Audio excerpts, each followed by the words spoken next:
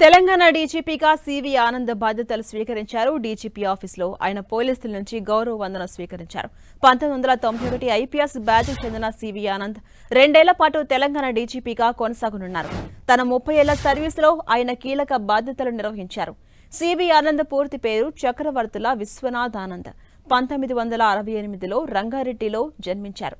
Hyderabad public school, Vidyaranya హైస్కూల్లో విద్యాభ్యాసం చేసిన CV Anand Nizam college నుంచి డిగ్రీ పూర్తి చేశారు. ఆ తర్వాత ఉస్మానియా యూనివర్సిటీ నుంచి ఎకనామిక్స్లో మాస్టర్స్ను కంప్లీట్ చేశారు. మాస్టర్స్లో గోల్డ్ మెడల్ సాధించారు.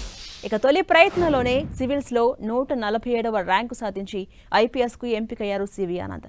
ట్రైనింగ్ టైంలో ఉత్తమ అథ్లెట్గా నిలిచిన సివి ఆనంద్ నక్సల్స్ ప్రభావిత ప్రాంతాల్లో అదనపు ఎస్పీగా పనిచేసి తన మార్కు చూపించారు. ఆ తర్వాత సైబరాబాద్ పోలీస్ కమిషనర్గా పనిచేశారు. 2 సార్లు హైదరాబాద్ నగర పోలీస్ కమిషనర్గా సేవలందించారు.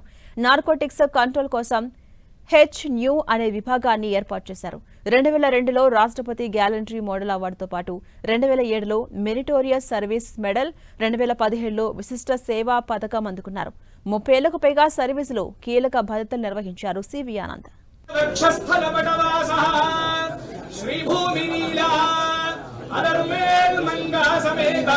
श्री श्रीनिवास सुप्रीत सुप्रसन्ना विजयताम् वृषशैलाधिप एव दैवतन्नः वृषभाद्रीश्वर एव दैवतन्नः हरिशैलाधिप एव दैवतन्नः भगवान् वेङ्कटेव दैवतन्नः श्री श्रीनिवास दैवतन्नः श्री